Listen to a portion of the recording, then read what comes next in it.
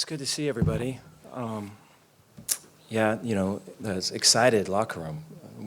There's a lot of happy faces, and it's really good to see. I told them that I love this team. I've said that to them before. The makeup of this team. There's a bunch of the leaders of this team have they're from the 3-9 team, a lot of them, and they're from I don't know.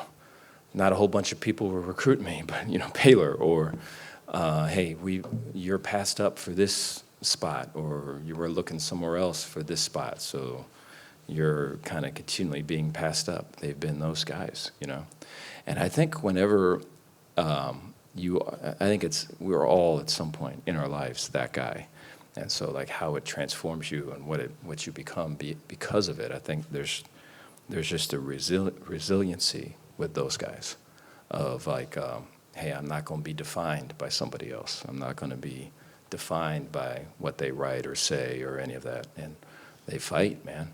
And I'm just so proud to be a part of it. I'm blessed, really. And so you saw that today. I wish, all of it would be much cleaner and, much more kind of pretty to look at. But we needed a win, and we'll take it. A lot to work on, though. Take any questions you guys got.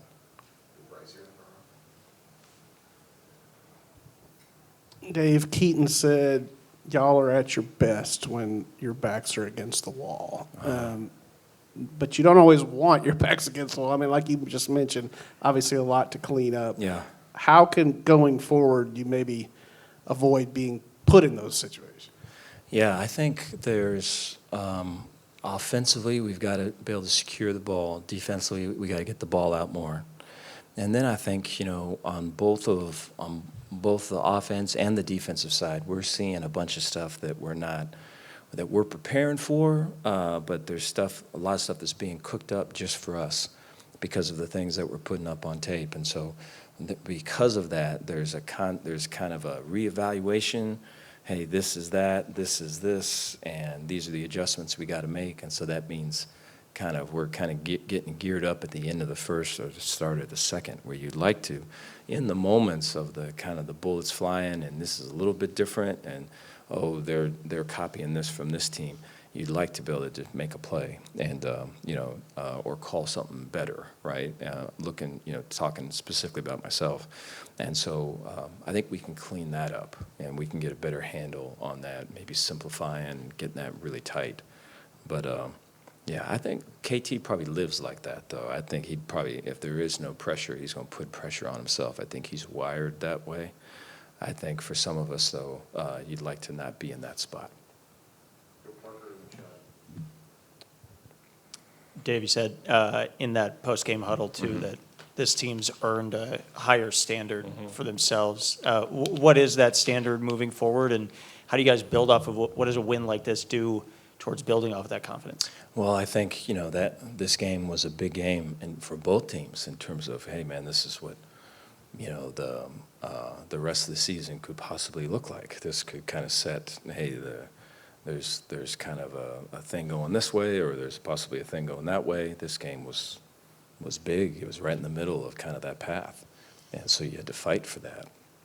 And so I think with the bye in front of us, working to be able to get some guys that are healthy, and then we have a bunch of young guys that were playing, and some messy stuff to kind of decipher through, and we kind of work to clean that up and be able to get them some more exposure and experience.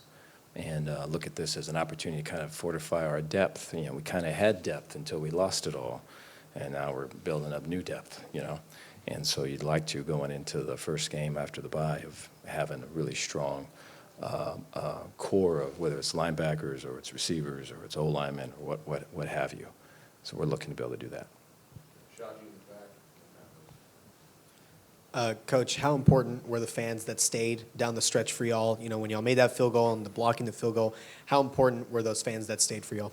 It was cool to hear, man. I know it got loud there at the end, and so that was really cool to see, and that affected the guys that were playing, and they could feel the difference. And so I'm very appreciative of that. It was good to be able to have them involved the way they were.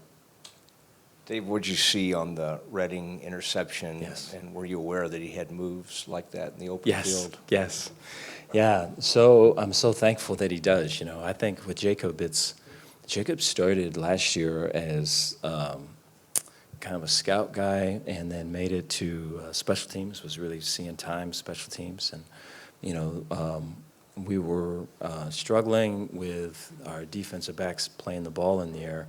And throughout practice, the competition periods versus our offense, Jacob was really the best one and was constantly kind of making plays. And we have to find a role for this guy, and we build it and we build it. And, it's just what Jacob is and what he represents is really strong care factor, really, really, really hard work, leadership, empathy. He's a great teammate.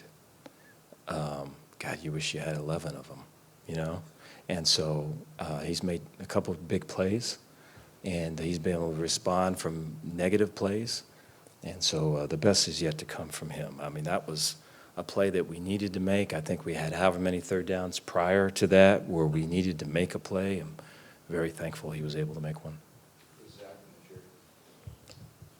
Cooper Lands comes up big with that block at the end. Yeah. I guess, how important has he been, fighting Yeah. through some injuries and kind of being a stalwart on that defensive line? Yeah, Coop has played multiple positions. Coop has changed his stance multiple times. He's done whatever we've asked him to do. And he does it in such a way that he is he's selfless, and he thinks of the team first. And for him to, we were not the same team, just team, not really just defense, but just team when we didn't have Coop. Because there's just a toughness that comes with him. There is a no nonsense stuff that comes with him, and he's not going to say a word.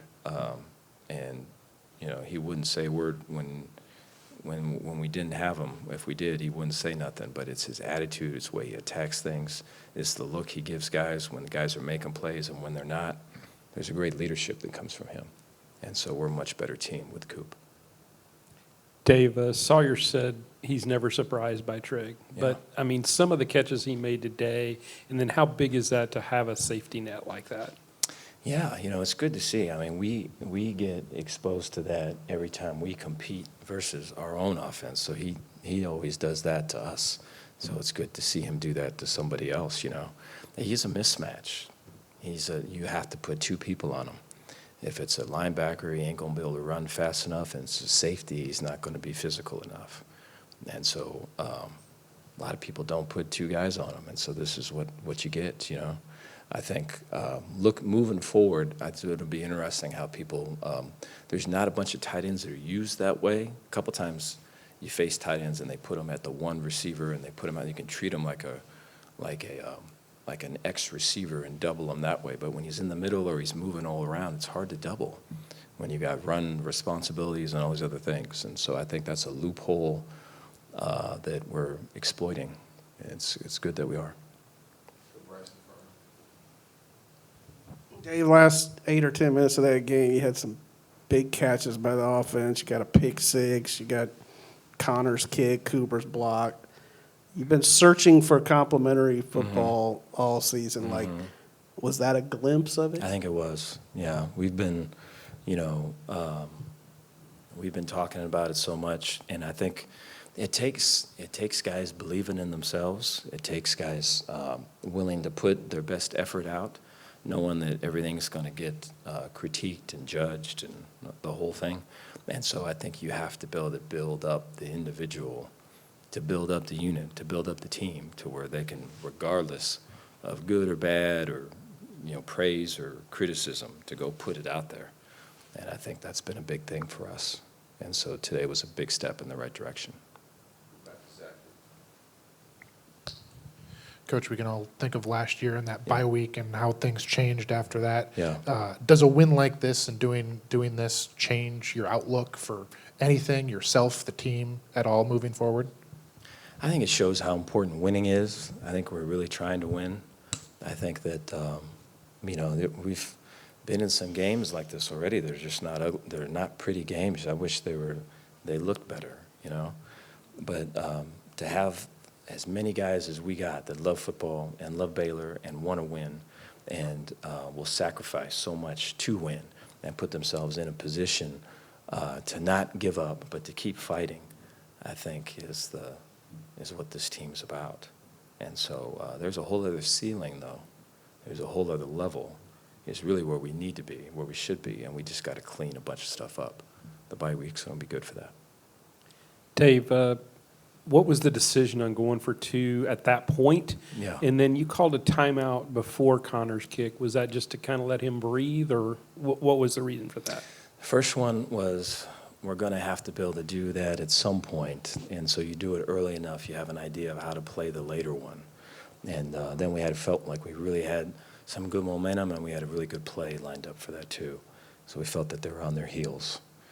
And then, the timeout prior to that kick, there's a couple timeouts prior to that kick. So that timeout was we were taking too long to snap the ball. And so the time was I think, just 3 seconds. And so our operation there has to be faster in a real critical moment. It's good that we had those timeouts to use. Thank you all. Thank you, guys.